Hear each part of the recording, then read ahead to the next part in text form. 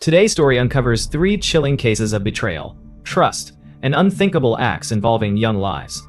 Two girls commit a horrifying attack on their friend, driven by a fictional internet figure. A teenage girl is betrayed and killed by her closest friends in an act of cruelty, and a young girl's tragic fate reveals a devastating betrayal from within her own family. These stories will leave you questioning the darkest sides of human relationships. But before we begin, if you're a fan of the strange, dark, and mysterious delivered in story format, then you're in the right place. We upload daily, so don't forget to subscribe and turn on notifications so you never miss an upload. Alright, let's get into today's story. In the early morning light of May 31st, 2014, in Waukesha, Wisconsin, a quiet suburban neighborhood was jolted by an unthinkable event that seemed ripped from a nightmare. In a small patch of wooded area nestled behind a cluster of apartment buildings, a young girl was found injured, staggering along the edge of a road. Her clothes were streaked with traces of red, and her face showed a haunting mixture of pain and desperation. As she moved with slow, faltering steps, she eventually encountered a cyclist, who was quick to sense the urgency of the situation. The cyclist immediately called for help, and within minutes, the area was swarming with first responders, each struggling to comprehend what had led to this shocking sight. The injured girl was 12-year-old Peyton Leitner, a bright, kind-hearted middle schooler. But the day had veered far from the ordinary, leaving her fighting to hold on to consciousness as emergency responders gathered around. As she was quickly transported to a nearby hospital, police on the scene began to piece together what little they knew. Peyton's injuries were severe, and the doctors moved with precision to stabilize her, but the nature of her wounds hinted at something far more unsettling than an accident. Back in the quiet neighborhood, investigators were swift in their pursuit of clues. As they retraced Peyton's steps, they found themselves drawn toward the forested area where she had been discovered. The area was marked by silence, but beneath the canopy of trees, the truth of what had happened lay concealed in the shadows. Within hours, two other girls were located by police, Morgan Geyser and Anissa Wire, both 12 years old, and shockingly, Peyton's close friends. The three girls had been inseparable, bonded over shared interests and the ordinary quirks of preteen life. But today, something was amiss, a puzzle with pieces that didn't seem to fit. Morgan and Anissa, seemingly lost, were picked up by officers as they wandered along a highway, almost as if they were in a trance. Their faces revealed little, but as they were gently brought into the station, the weight of their silence pressed upon everyone who encountered them. Once in custody, the details began to unravel. The officers handling the case watched in disbelief as the two girls recounted their tale.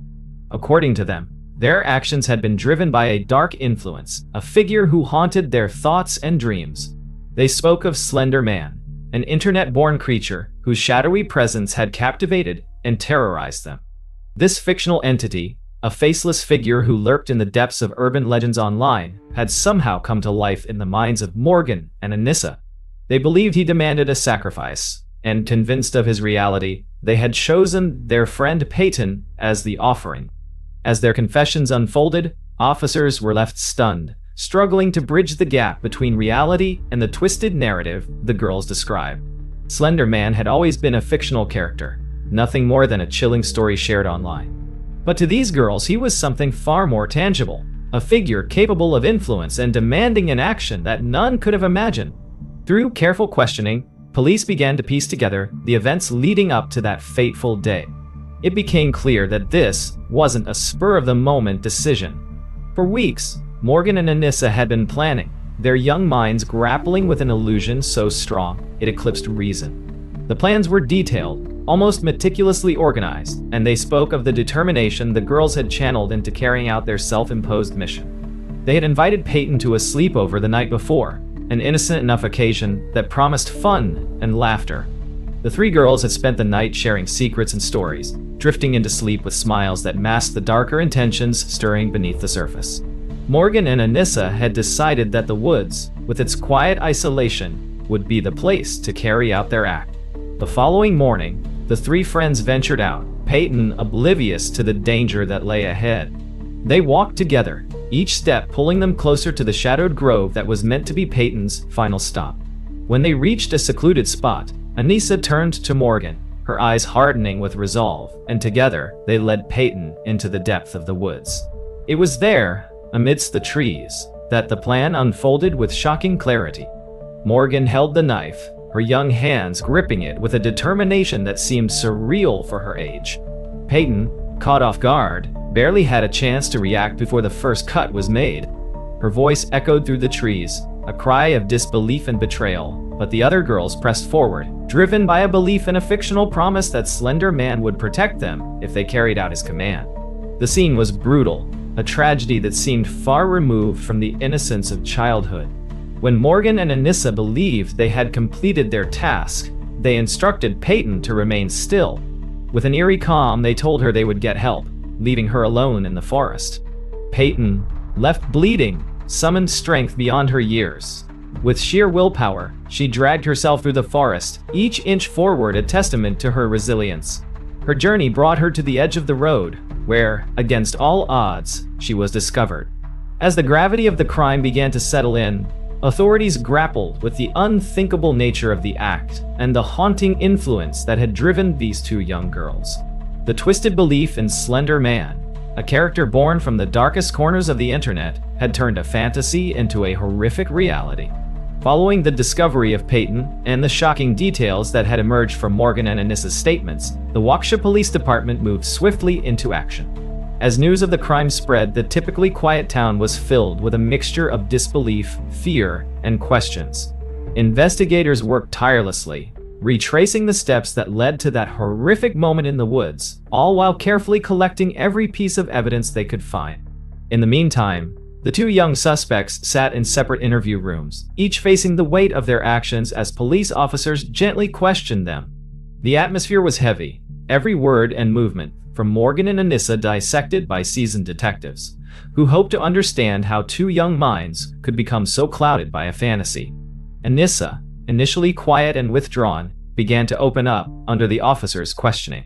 She described her friendship with Morgan and her fascination with internet stories, especially those about Slender Man. She explained that she and Morgan believed they had to act, that if they didn't, something terrible would happen to their own families. She spoke of Slender Man as if he were a real looming presence, a force that would exact consequences on them if they failed to carry out his request. Morgan, on the other hand, sat calmly, recounting the events with a level of detachment that left investigators puzzled. She spoke with conviction, firmly believing that Slender Man had given her no choice. Morgan claimed she had been preparing for weeks, mentally and emotionally, to fulfill what she saw as a task that had been bestowed upon her by this dark figure. As detectives listened, they found it difficult to fathom the depth of belief Morgan and Anissa had in this character. To them, Slender Man was no longer a ghost story or an online legend. It was a reality that dictated their every thought and action. For the officers, it became increasingly clear that this case was unlike any they had encountered before. It was not simply a crime. It was a descent into an illusory world where fiction had overtaken the rational, pushing two young girls into a tragic course of action. As the investigation progressed, authorities collected physical evidence to support the confessions. They found notes and drawings in the girls' belongings, which depicted Slender Man and outlined various scenarios that had played out in their imaginations. Each scrap of paper and every drawing added to a growing body of evidence that painted a picture of just how much influence the fictional character had on these two impressionable minds. It was both chilling and tragic, a glimpse into how deeply fantasy had woven itself into their perception of reality. In the days following their confessions, the police conducted a thorough examination of the girls' internet history and personal journals. They discovered extensive online searches about Slender Man, details of his supposed whereabouts, and information on how to become a proxy, as they called it, someone who could act on his behalf.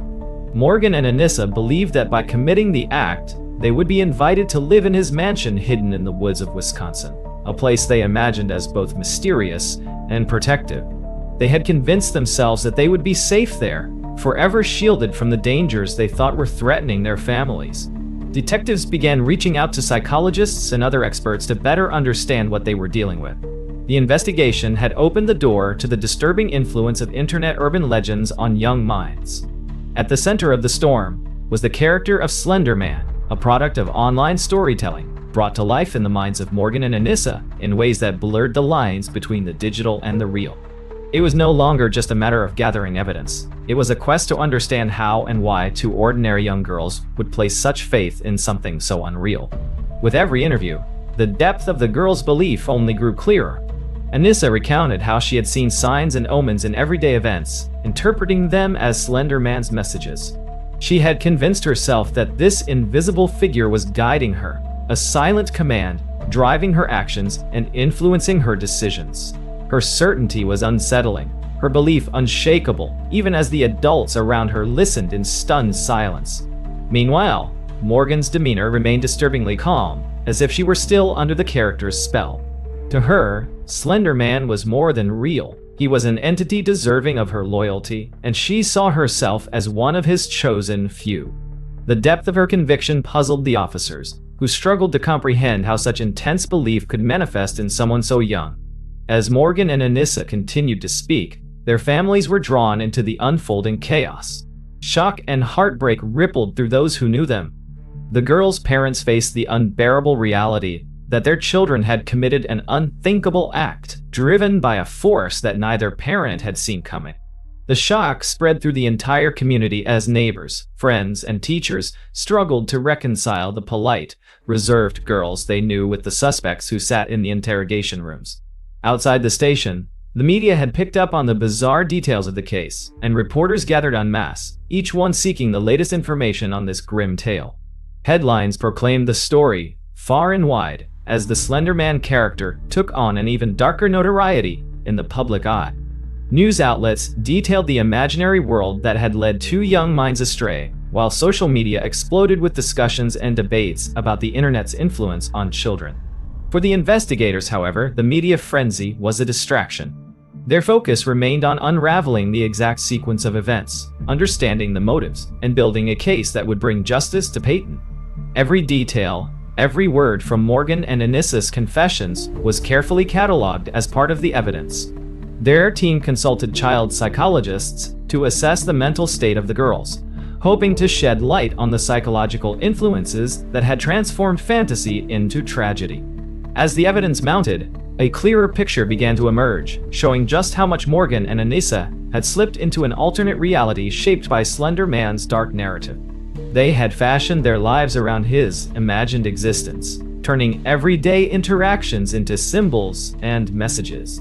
The detectives were left wondering how much of their belief was genuine, and how much was an attempt to escape responsibility for their actions. In time, both girls were charged, and a complex legal process began to unfold, filled with questions that would challenge the boundaries of law and psychology. As the legal process moved forward, the case took on a life of its own in the media, where it quickly evolved into a topic of intense debate and fascination. News anchors, psychologists, and legal experts discussed the Slender Man case on national platforms, sparking wide-ranging discussions about internet influence on young minds, the susceptibility of children to myth, and the ethical considerations in prosecuting minors for such severe actions. The community of Waukesha, once a quiet suburb, became the epicenter of a disturbing tale that many people couldn't look away from. Parents, neighbors, and educators tried to make sense of what had driven two seemingly ordinary girls to such extremes. In schools, teachers and parents held conversations with children about internet safety, reality versus fantasy, and the importance of distinguishing between stories and real life.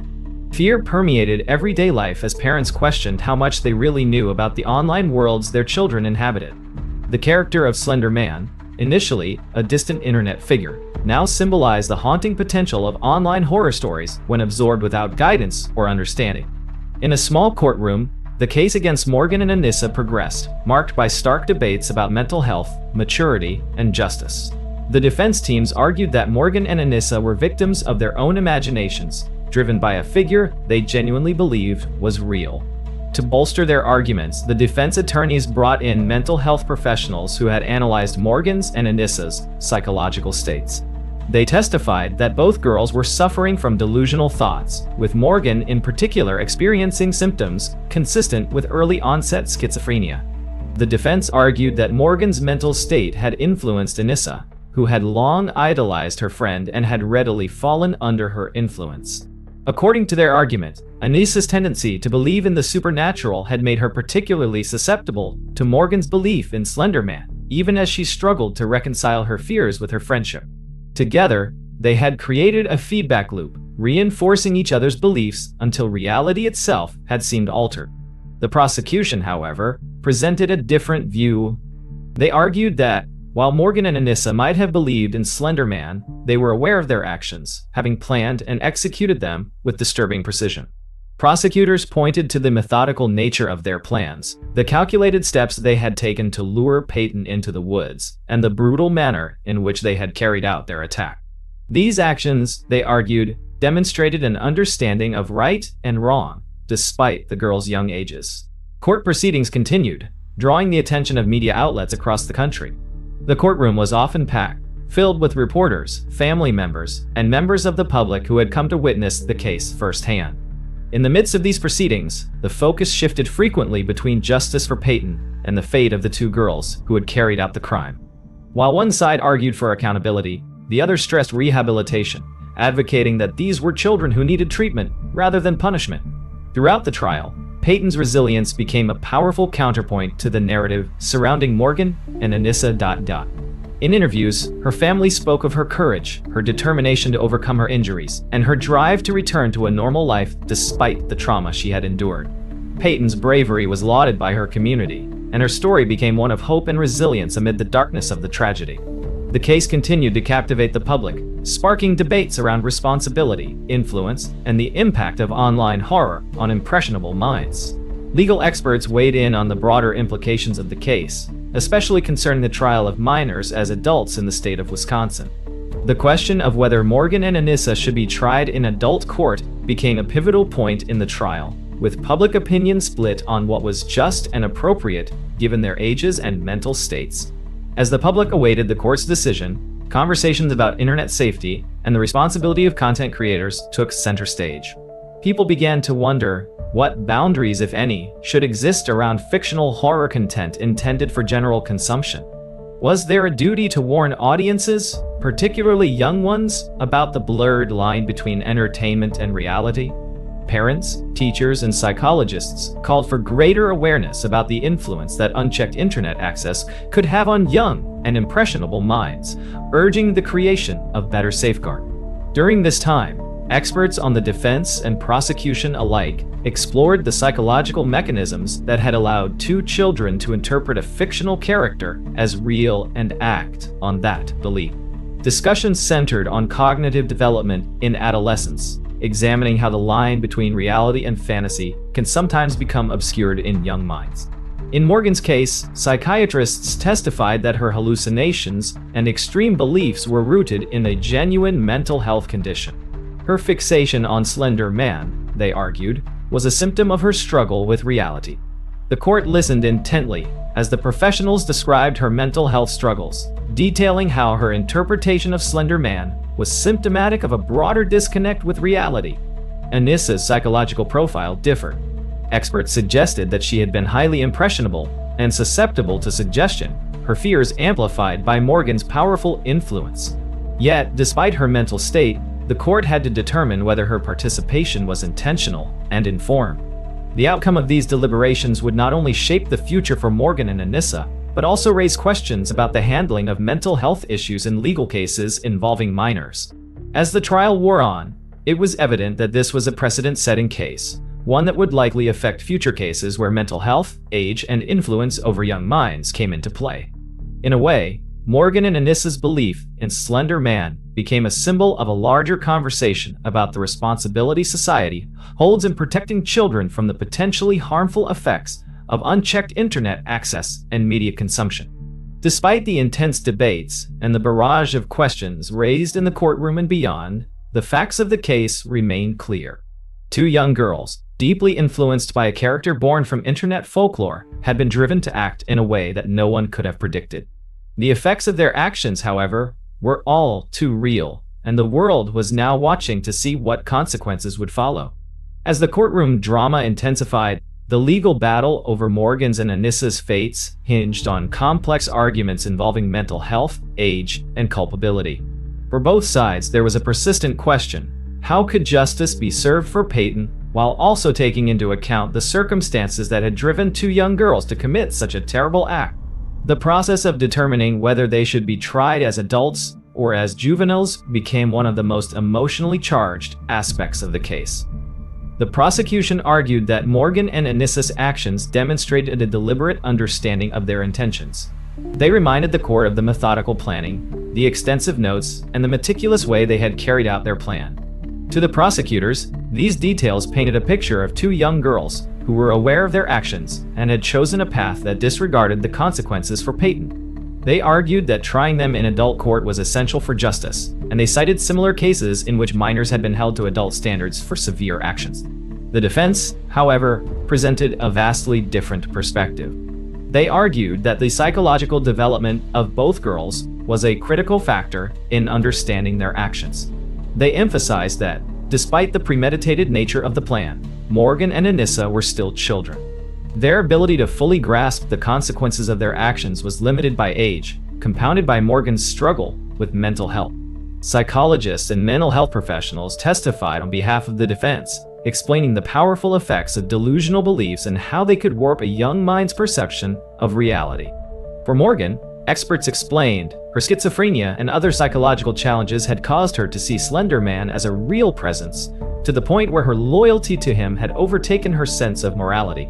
Anissa, in contrast, had been heavily influenced by Morgan's convictions, drawn in by her friend's authority, and her own belief in the fantastical stories they had explored online. The defense argued that Anissa's role was largely passive, shaped by Morgan's influence and by a vulnerability to suggestion. As experts spoke, they described the nuances of adolescent psychology, arguing that Morgan and Anissa's age made them more prone to such influences. Young people, they explained, have a natural tendency toward imagination and a desire for belonging, traits that had been manipulated by their belief in Slender Man. This belief, however irrational, had clouded their ability to make sound choices. To further support their case, the defense called upon friends, teachers, and family members who described Morgan and Anissa as polite, if slightly introverted, girls. They spoke of Anissa's eagerness to fit in, and Morgan's struggles with fitting in socially, traits that the defense claimed made them both vulnerable to the distorted perceptions that had led them down this tragic path. Throughout the proceedings, the judge and jury were confronted with the paradox of holding two young girls accountable for actions that, by all appearances, they had genuinely believed were necessary. The defense asked for compassion, insisting that a juvenile sentence would provide the opportunity for rehabilitation, while the prosecution pushed for an adult trial, aiming to ensure that the consequences reflected the severity of their actions. The pressure on the legal teams, as well as on the families involved, was immense. Emotions ran high in the courtroom as the proceedings continued, with moments of heartbreak evident from both sides. Peyton's family sat in silent support, their grief and determination a constant reminder of the impact this incident had had on them and the entire community. Outside the courtroom, discussions continued about the ethics of trying minors as adults, with advocates and critics voicing their concerns. The case raised significant questions about society's role in safeguarding young minds from harmful influences while balancing justice with compassion. News outlets published articles on the evolving role of internet culture in shaping adolescent behavior, sparking debates about potential legislation to protect children from the dangers posed by unrestricted online access to violent or disturbing content. Meanwhile, the parents of Morgan and Anissa faced their own personal turmoil. The sorrow of realizing the role their daughters had played in the incident was matched only by the deep concern they felt for their futures. They struggled to reconcile the young girls they knew with the actions that had landed them in court. For them, the concept of justice was layered with heartbreak. They wanted their daughters to be held accountable, but hoped for a path that allowed for healing rather than punishment alone. As the trial approached its conclusion, experts on both sides presented their final testimonies, each aiming to tip the scales in favor of either punishment or rehabilitation. In closing arguments, the prosecution reminded the court of Peyton's trauma and her resilience, emphasizing that justice for her required that those responsible be held accountable. The defense, in turn, called for understanding, asking the jury to consider the profound impact that mental health and age had played in shaping the girls' decisions. Finally, the court faced its decision. The weight of responsibility lay heavily on the jury, who had been asked to make sense of a case that was, in many ways, unprecedented. They knew that their decision would carry far-reaching consequences, not just for Morgan and Anissa, but for similar cases in the future. After days of tense deliberation, the jury finally reached a verdict, and the court reconvened to announce its decision on the fates of Morgan and Anissa. The silence in the room was profound, as both families sat in anticipation, hoping for outcomes that reflected their sense of justice. Onlookers held their breath as the judge read the jury's recommendations, each word carrying the weight of a story that had captivated the nation and stirred conversations about influence, responsibility, and mental health. The court had ruled that both Morgan and Anissa would be tried as adults, a decision that sparked a wave of reactions across the courtroom. For Morgan, the ruling was influenced by the severity of her actions and the perceived risk she posed due to her mental health struggles. Anissa, although not suffering from the same psychological challenges, was still held accountable for her participation. In the end, both girls faced lengthy sentences in secure mental health facilities rather than traditional prison sentences, ensuring they would receive treatment as part of their punishment. As the sentences were handed down, Peyton's family sat quietly, their expressions a mixture of relief and sorrow. Though they had obtained a measure of justice for their daughter, the emotional toll of the trial had left lasting scars. To Peyton's parents, the sentencing marked an end to the legal proceedings, but by no means an end to the journey of healing for their family. Their focus now was on helping Peyton rebuild her life, supporting her through the challenges of recovery, and guiding her as she returned to a semblance of normalcy. For Morgan and Anissa's families, the decision felt both harsh and necessary. They knew their daughters would spend years under supervision and psychiatric care, with limited contact with the outside world. Yet, they also understood the need for accountability and the role mental health treatment would play in addressing the root causes behind the tragedy. Both families expressed their hope that, through treatment, Morgan and Anissa might someday come to understand the full extent of their actions and perhaps begin to forgive themselves. Outside the courtroom, the community of Waukesha began to process the case's impact, reflecting on the broader lessons it held. Schools and parent groups organized workshops on internet safety, teaching students how to navigate online myths and separate fantasy from reality. Psychologists and educators spoke to young people about the importance of critical thinking and the potential dangers of certain online influences. The story of the Slender Man case became a cautionary tale, illustrating the vulnerability of impressionable minds to the powerful stories and images that circulate online. Peyton's story of survival and strength became an inspiration for her peers and community members. As she recovered, her resilience and bravery reminded others of the power to overcome, even in the face of unimaginable hardship. In interviews with the media, Peyton's family shared their pride in her determination and strength, emphasizing her willingness to persevere. Through her recovery, Peyton became a symbol of resilience, her journey a testament to the human spirit's capacity to heal. The trial's conclusion also left the nation considering the responsibility that lies with creators of online content, especially those involving dark themes.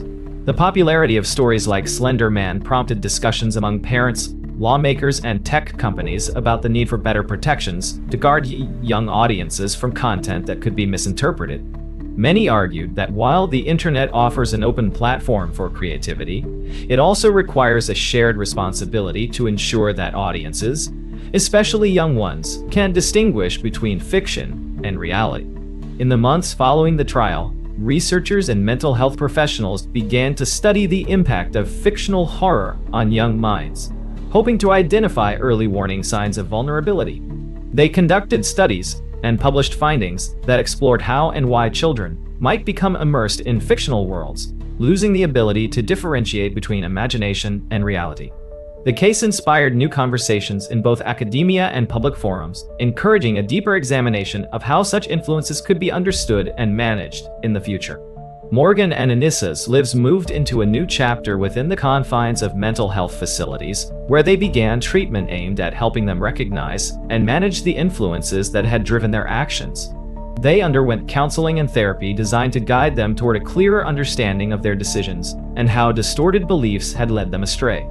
The road ahead was long, and their journey would be marked by years of treatment, reflection, and attempts to reconcile their actions with the lives they had impacted.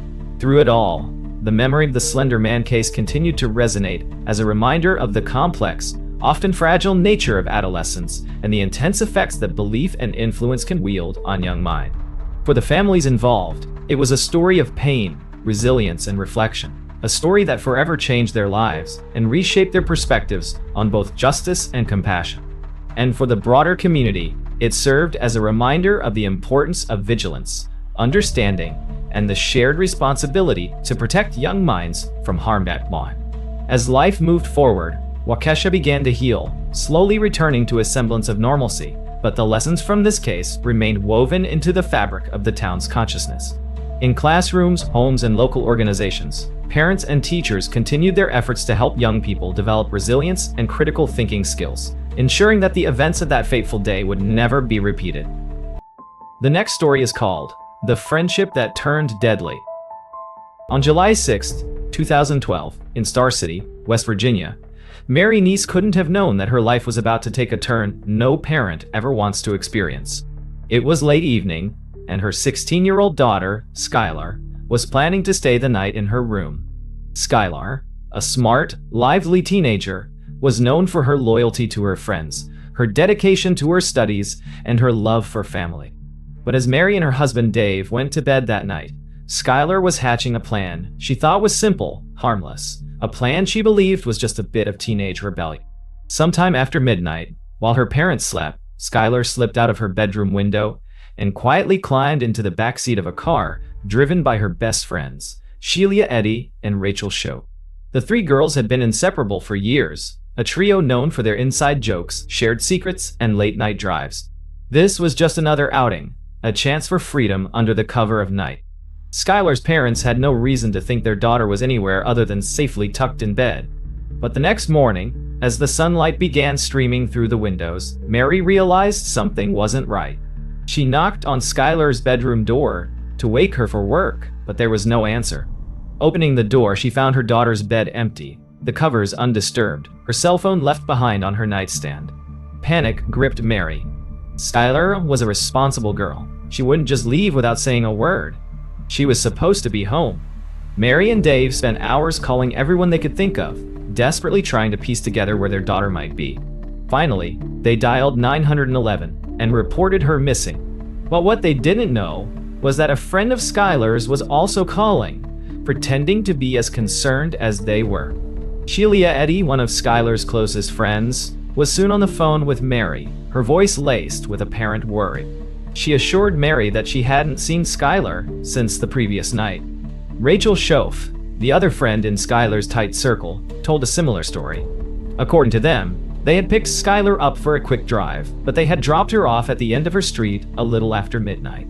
When police began their initial investigation, the story seemed believable. Skylar was a teenager. It wasn't unheard of for a girl her age to run off or sneak away for a few hours. But as they dug deeper, the small gaps in Sheila and Rachel's stories began to show. Security footage from the Neese family's apartment complex would soon reveal a disturbing detail. Skylar hadn't returned home that night. In the grainy video, around midnight, she could be seen climbing out of her window and getting into a car. That footage contradicted the girl's account of dropping her off. If Skylar had made it back to her house, where had she gone? Days turned into weeks, and the Neese family remained in a state of torturous uncertainty, awaiting news of their daughter. Mary and Dave kept going over the same questions, asking themselves if there was something they missed, some signs Skylar might have left. While they grieved for their missing daughter, the community rallied around them, offering support, sharing flyers, and holding vigils. Skylar's friends, particularly Sheila and Rachel, were frequently by their side, comforting the family. Sheila would even spend hours at the Neese house, playing the part of a devastated friend, joining in the search efforts, and updating the community on social media. As weeks turned to months, Mary and Dave could feel that the mystery surrounding Skylar's disappearance was eating away at them, but they refused to give up hope. Then, in January of 2013, a breakthrough arrived, a confession that would shatter every notion of friendship, loyalty, and innocence the Neese family held. As winter approached, the case of Skylar Neese's disappearance had reached a breaking point. Though the small town of Star City had been patient, the unanswered questions were mounting. Police detectives and the community, along with Mary and Dave, hoped for answers that might bring Skylar home. They remained hopeful, but as days passed, the missing persons investigation quietly shifted focus. Investigators now believed that Skylar's absence might be part of a much darker mystery. Police knew they needed more than speculation, so they began pressing Skylar's friends for details. Sheila Eddy was calm, almost disturbingly so, keeping her story consistent every time she was asked. She claimed she and Rachel had dropped Skylar off at the end of her street that night. Rachel Schoaf, however, was different. As the months wore on, Rachel started showing signs of strain. Her usual confidence faded, and she became withdrawn, seemingly haunted by something. Friends at school noticed her distracted expressions and constant nervous glances. In early January, Rachel's emotional state took a dramatic turn. On one winter morning, after weeks of tension, she broke down, admitting something horrific to her parents. Stunned, her family brought Rachel to meet with police, where she confessed a truth that was as shocking as it was tragic. That night in July, she and Sheila had not only been with Skylar, but they had planned, together, to end her life. Her admission stunned the officers in the room. She described in detail how they had plotted, deceived, and ultimately taken their friend's life. It was planned, she confessed, and the intention had been there for months. That fateful night, they had taken Skylar to a secluded spot across the Pennsylvania state line, under the pretense of a late-night adventure. Rachel's voice wavered as she recounted the horror. She described how they had urged Skylar to walk with them into the darkness of the woods before they turned on her. Skylar, realizing too late the danger, tried to fight back, begging for her life. But her pleas fell on deaf ears as her best friends carried out the unimaginable. Rachel's confession unleashed a wave of shock and grief throughout the community. The investigation moved swiftly from that moment on. Investigators gathered evidence to corroborate Rachel's statement and worked meticulously to confirm each detail. Rachel led police to the remote site where she and Sheila had left Skylar. As police combed through the snowy landscape, their worst fears were realized. They found remains that would later be confirmed as Skylar's, buried beneath the layers of snow and soil. The revelation devastated Mary and Dave. They had trusted Sheila and Rachel, letting them into their lives, hoping they could provide comfort. The reality of their betrayal felt like a cruel twist in a nightmare from which they could not wake. With Rachel's confession finally breaking the silence, investigators knew they needed to confront Sheila. Her behavior over the past months had been unsettling. She'd stayed close to the Neese family, participated in vigils, and even publicly mourned her friend's absence. Her calm demeanor during the months following Skylar's disappearance, paired with the shocking details Rachel had shared, left investigators questioning how someone so young could mask something so unthinkable. After gathering more corroborative evidence from the scene Rachel had led them to, police brought Sheila in for questioning. Unlike Rachel, Sheila had maintained her story, her words rehearsed, as if she'd prepared for every question investigators might ask. She continued to assert that she and Rachel had dropped Skylar off at the end of her street that night, her face emotionless, her answers precise.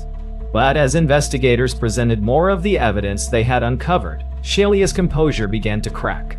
Rachel had revealed everything about their twisted plan, the countless conversations she and Sheila had leading up to that night, the chilling decision to deceive their friend into the woods, and the pretense of friendship used as a shield for betrayal. Rachel described the months leading up to Skylar's murder as filled with discussions of resentment and anger. The investigation team quickly uncovered text messages and social media interactions that painted a complicated picture of jealousy and conflict between the three friends. The close, almost inseparable friendship between Skylar, Sheila, and Rachel had soured, tensions simmering beneath the surface, while they maintained the appearance of a united trio. During one of the interrogation sessions, Sheila finally fell silent. Her calm was shaken as detectives confronted her with Rachel's confession. Even then, Sheila remained guarded, offering little in response. She seemed to realize, however, that with Rachel's confession and the mounting evidence against her, there was little left to deny. With every detail Rachel had disclosed corroborated by the evidence, Sheila's quiet demeanor transformed into icy acceptance. She had nowhere left to hide. The community, meanwhile, struggled to process the devastating news.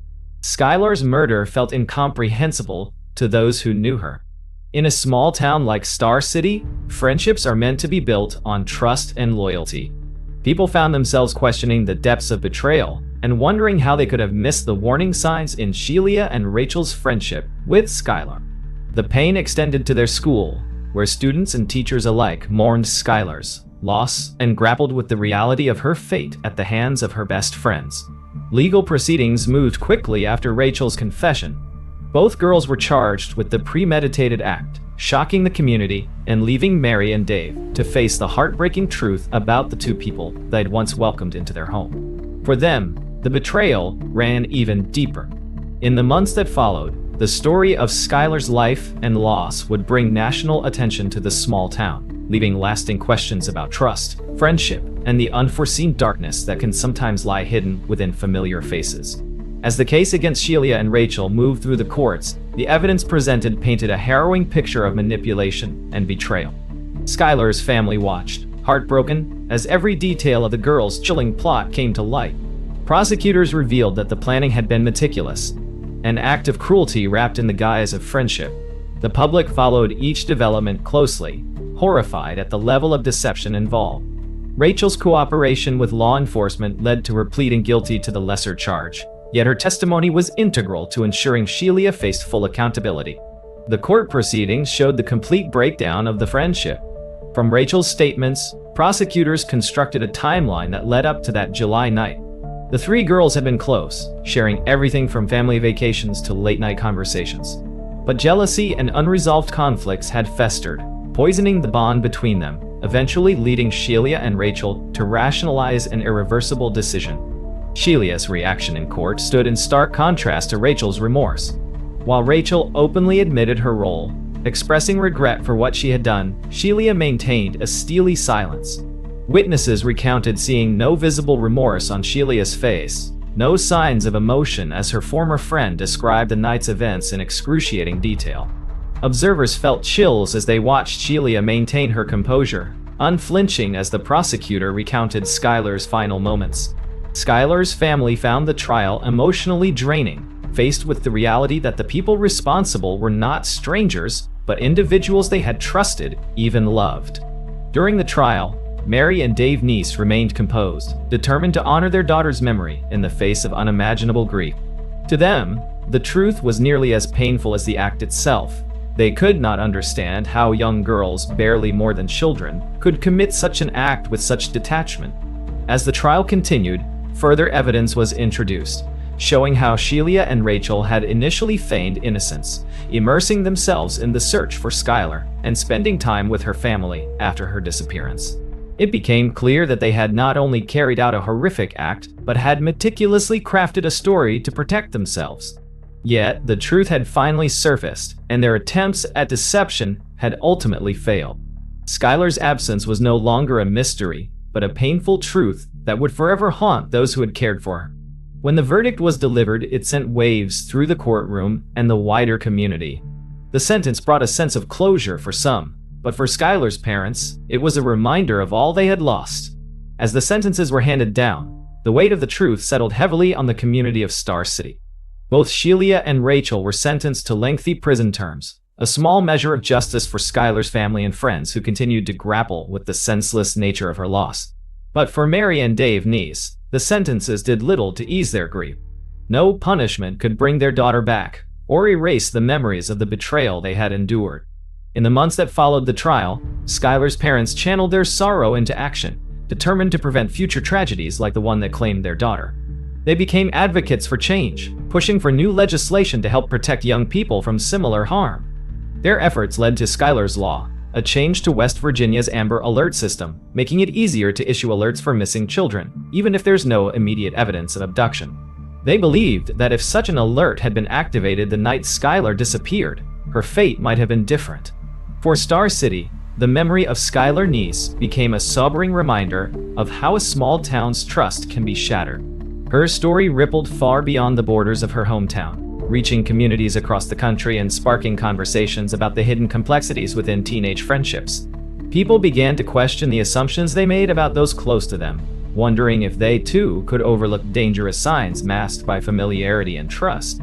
Skylar's parents held onto the memories of her laughter, her kindness, and her dreams, sharing stories of her life with others to keep her spirit alive.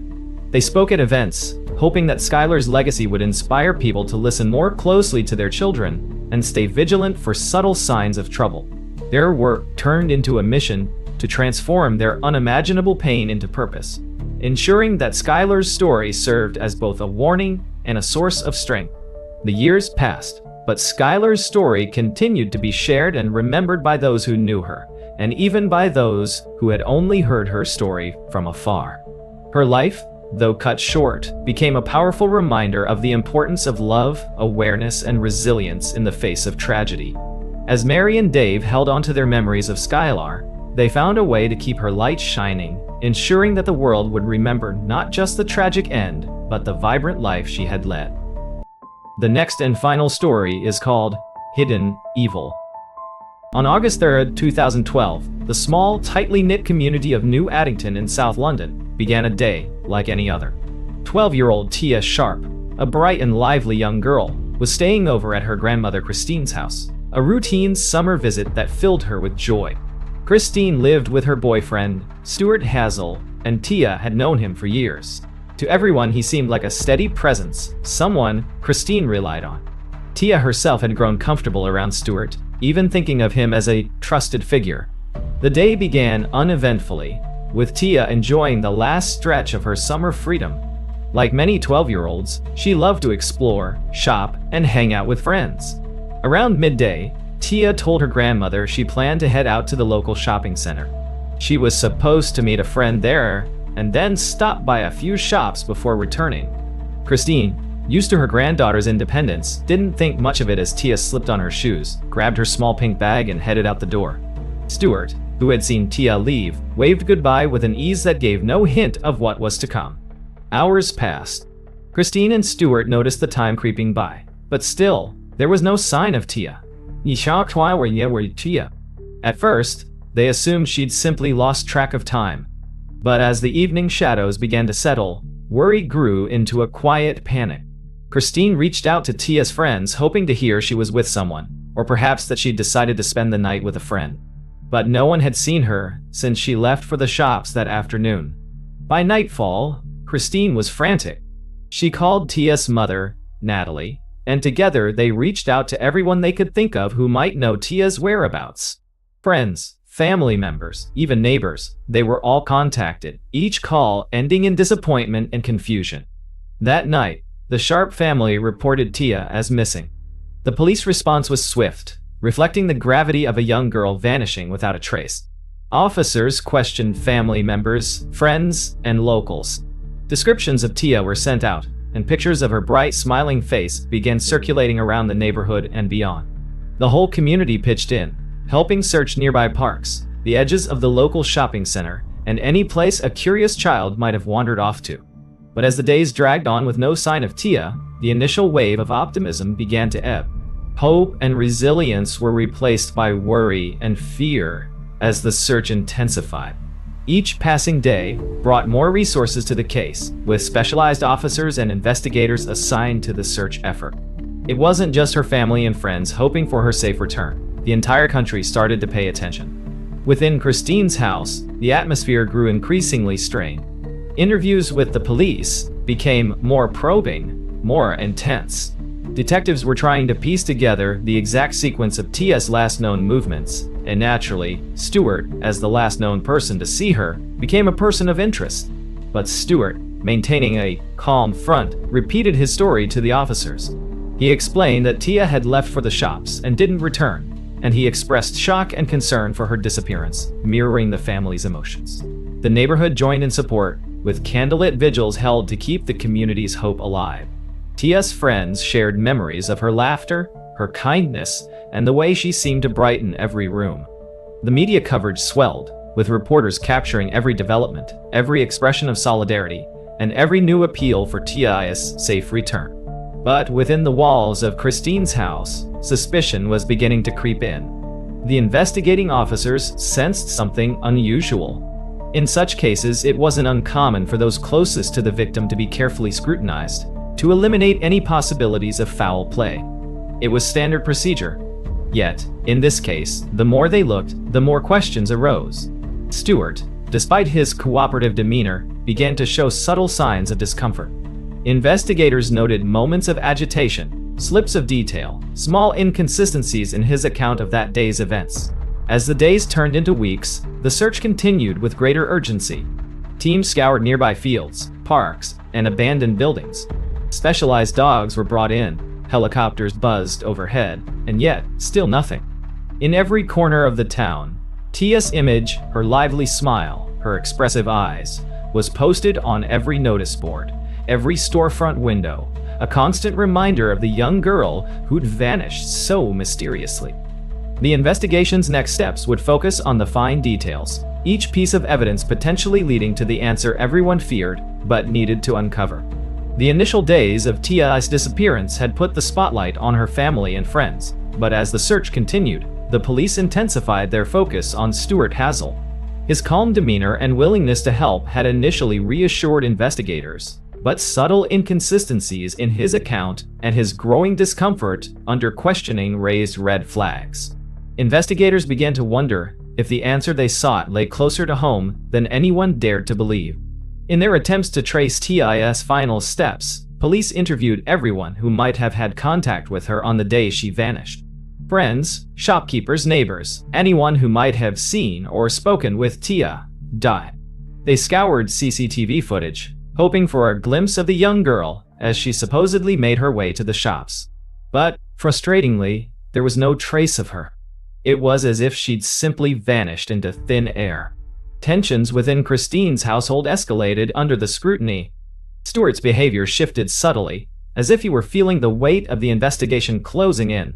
Despite his insistence on Tia's innocence, Hazel's story began to reveal small but telling contradictions.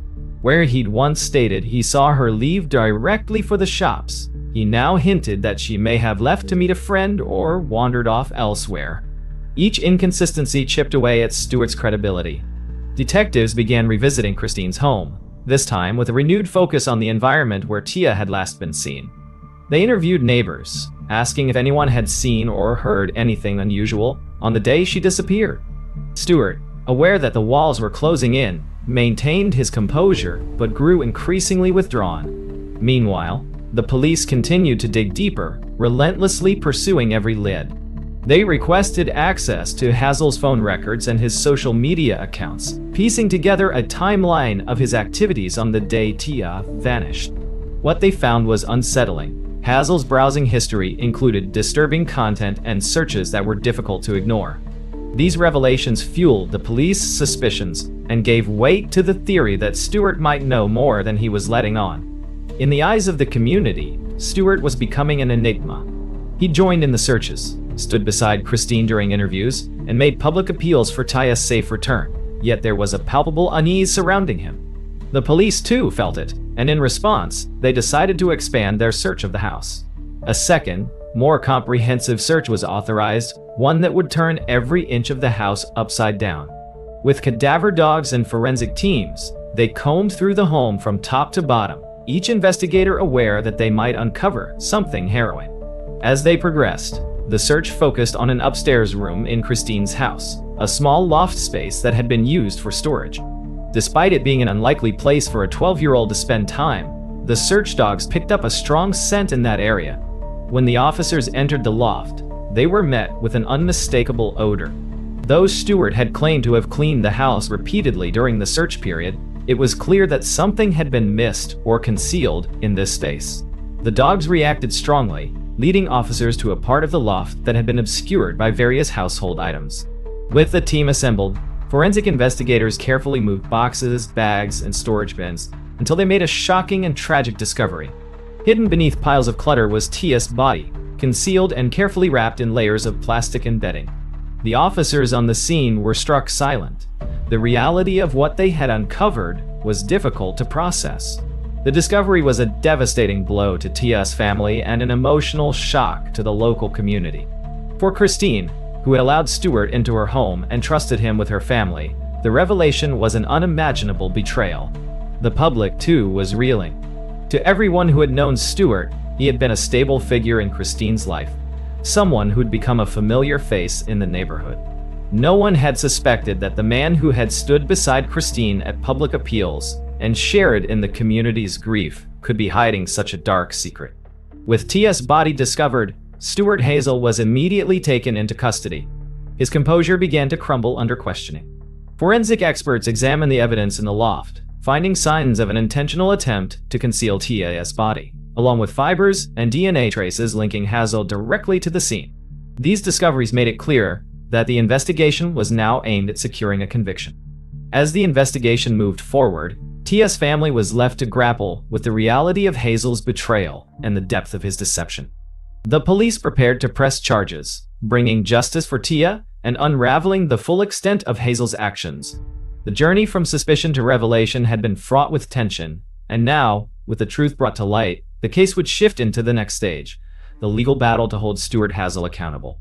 In the days following Tia's tragic discovery, the small community of New Addington faced a wave of disbelief and sorrow.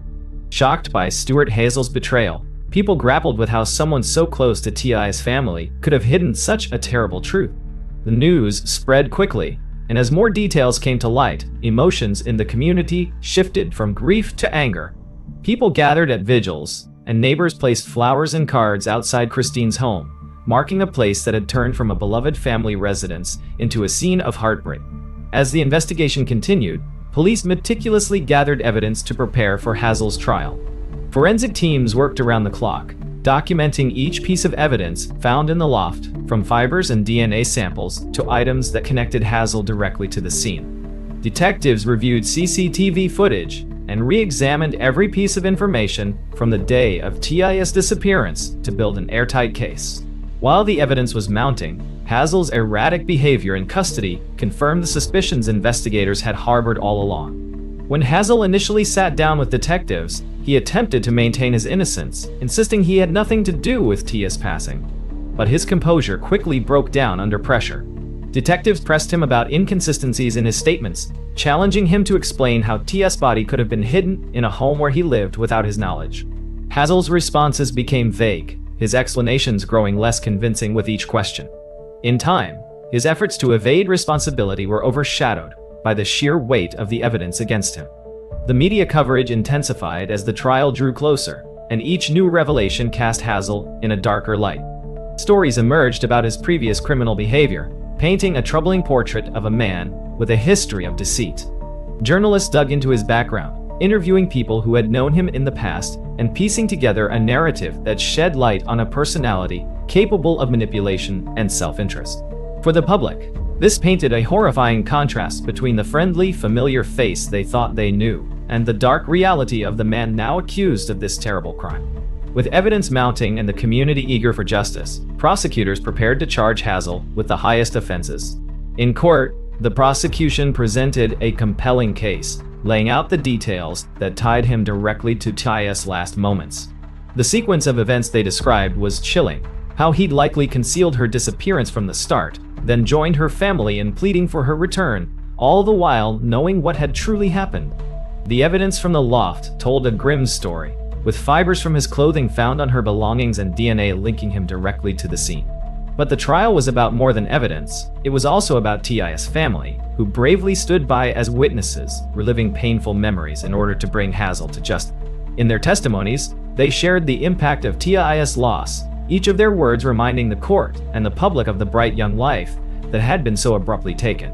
Christine, in particular, faced the media with a courage that won the hearts of many, speaking candidly about her heartbreak and her disbelief at Hazel's actions. She described the depth of her shock, the betrayal that had shattered her family, and the struggle to move forward in a world without her beloved granddaughter.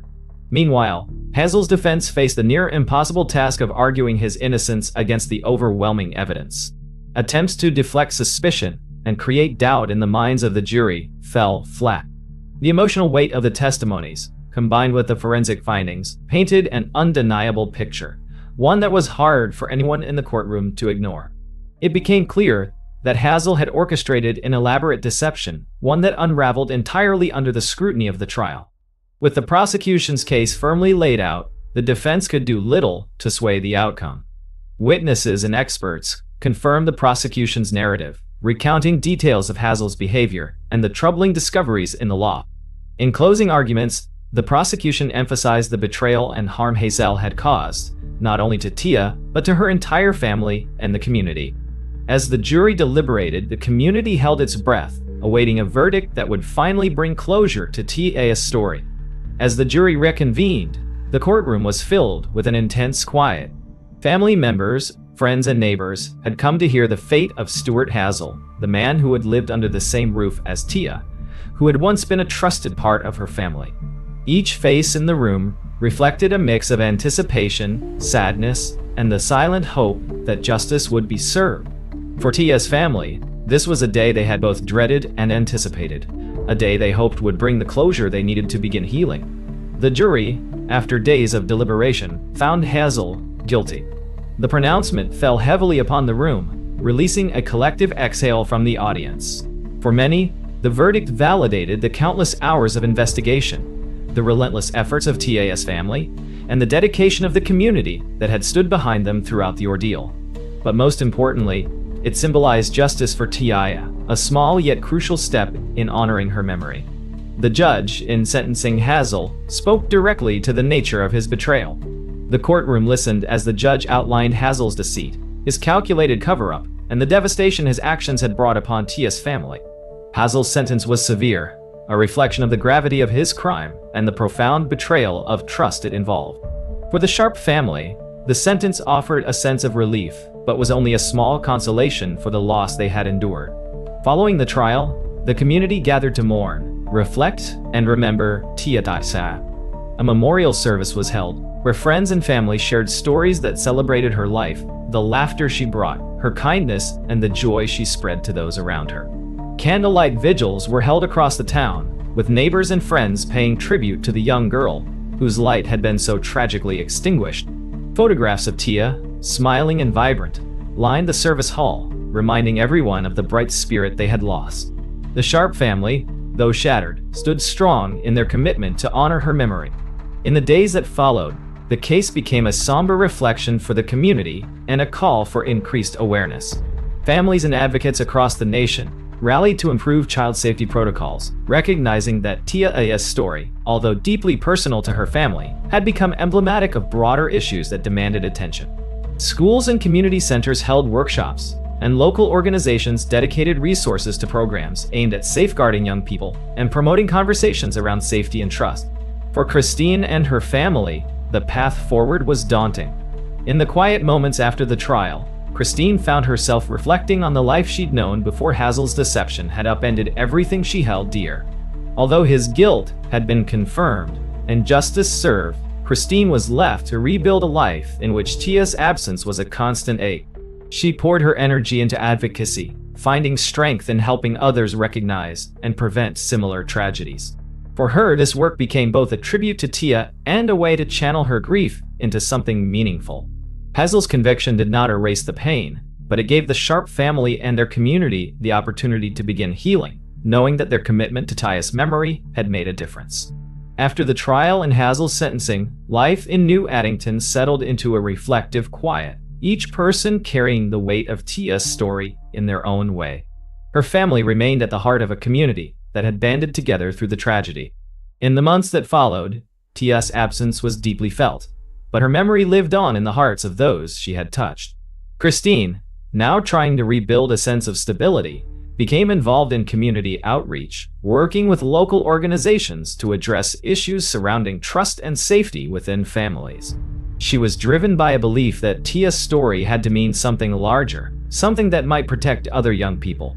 She collaborated with child safety advocates, helping to implement new programs in schools that educated students, parents, and educators on how to recognize signs of manipulation and establish clear boundaries. This work brought Christine a sense of purpose, even as the loss of her granddaughter remained an ever-present reality. Christine's outreach extended beyond her local community as well. She became a spokesperson, bravely sharing Tia's story with the broader public, drawing attention to the devastating consequences of ignoring early warning signs and the importance of trust within close relationships. Her advocacy reached national levels, where she met with policymakers and community leaders, sharing her insights and experiences. Through this work, Christine transformed her grief into action, becoming a source of inspiration for many families who had faced similar tragedies. In the meantime, neighbors and friends continued to honor Tia through small acts of remembrance. The community organized an annual charity walk in her name, with funds going toward child protection and advocacy programs. Each year, participants would gather, walking through the familiar streets of New Addington, reflecting on Tia's life and the impact she'd had on their lives. The walk became a cherished tradition, uniting people in a shared commitment to keeping Tia's memory alive. The funds raised went toward supporting resources for children, ensuring they had safe spaces to reach out if they ever felt at risk. The changes inspired by Tia's memory went beyond New Addington. Educational programs on child safety were implemented in nearby schools, focusing on personal safety, recognizing unhealthy relationships, and building self-awareness in young people. These programs included workshops for teachers and parents, encouraging open conversations about trust, boundaries, and the importance of vigilance, even within familiar circles. Tia's story became a lesson, a reminder to adults and young people alike that safeguarding trust within families was a responsibility shared by everyone. Christine's work continued to reach wider audiences, and her advocacy eventually led to partnerships with larger organizations.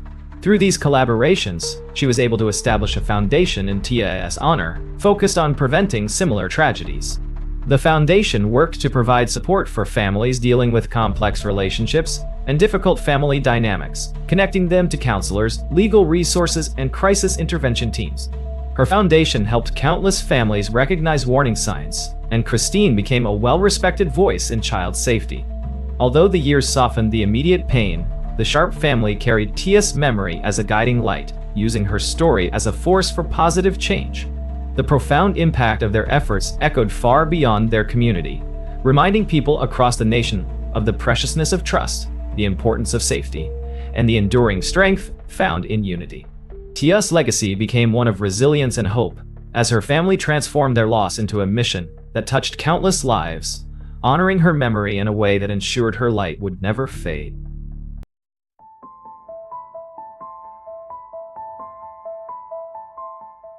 If these stories left you shocked, unsettled, or reflecting on the fragility of trust, don't forget to hit that like button and subscribe for more deep dives into the strange, dark, and mysterious.